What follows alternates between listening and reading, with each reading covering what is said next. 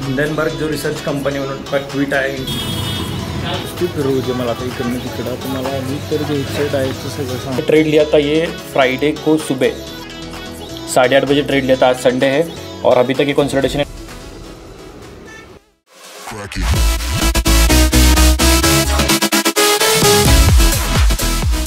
Hindenburg जो research company का tweet आया इंडिया को something big is coming. So अगर आपको ये कंपनी नहीं पता, मैं तो एक इन शॉर्ट आपको बताता हूँ। मेरा एक प्रॉपर एक रील और एक शॉर्ट आ जाएगा इंस्टा पर और फेसबुक यूट्यूब पर भी।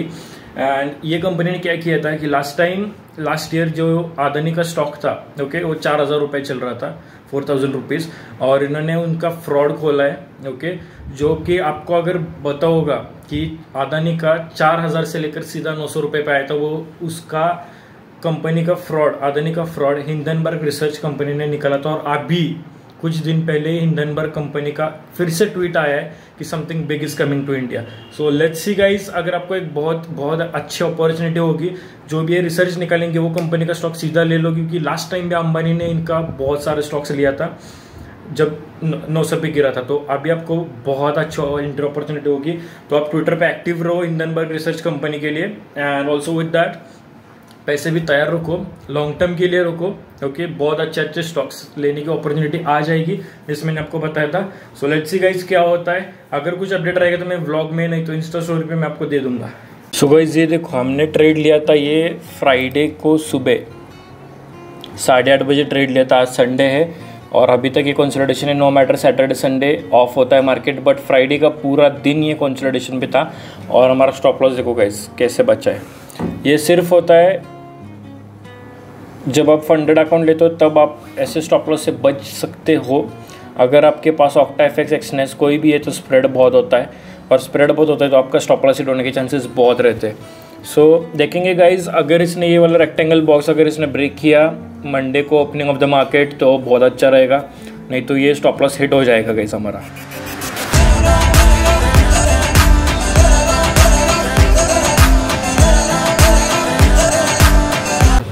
सो थोडं डाएटचं आपण सगळं सामान घ्यायला आलो आहे आत्ता इकडे।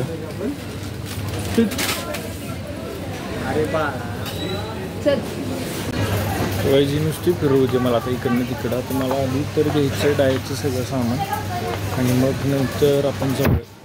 सो तरी जरा मम्मीने सांगितलेलं काम करते। सो आपण ते करून बघूयात, आपले रोड्स आणि बाकी सगळं पण घ्यायचं। व्हॉट इज दिस? हे बघा, फ्रूट चाट मसाला। काय भयंकर रूपला तुम्हाला गंडवलेलं जाते बघा। हे काय काय घ्यायचं आपल्याला, ही लिस्ट बघा। Oh my God. बनवायचं जरा पास्ता घरी चेक करूयात, आणि हे आपलं जरा एक्स बरोबर खायला आपण घेतलेलं, बाकी सगळे तर सगळं भूमिगतचं। सो यागच मी आता इथे पास्ता बॉईल करायला घेतलेला आहे, आणि मी तुम्हाला पटकन दाखवतो की आपण इन्ग्रेडियंट्स काय वापरणार आहे। तर माझी पूर्ण रेसिपी बघायच्या वेळी तुम्ही यूट्यूबवरती दुसऱ्या चॅनलवरती जर का रेसिपी बघितली तर तुमचा पास्ता अजून चांगला होऊ शकतो। सो मी जरा फास्ट फॉरवर्ड करतो सगळं, आणि या गाईस लेट्स गो।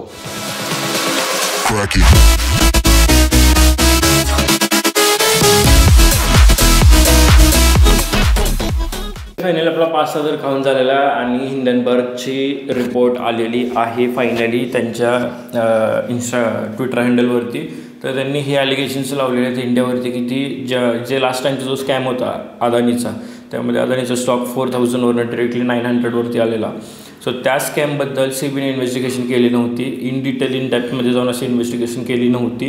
आणि एक 9-10 महिन्यानंतर त्यांनी काय सांगितलेलं की हे सगळे स्टेटमेंट जे हिंडनबर्ग रिपोर्टने जे केलेले आहेत तर ते सगळे फॉल्स आहेत, ओके। हा असं स्टेटमेंट त्यांनी टाकलेलं सीबीने पण, आणि इवन द अदानी ग्रुपनी पण हे सेम स्टेटमेंट टाकलेलं की हे सगळे फॉल्स आहेत।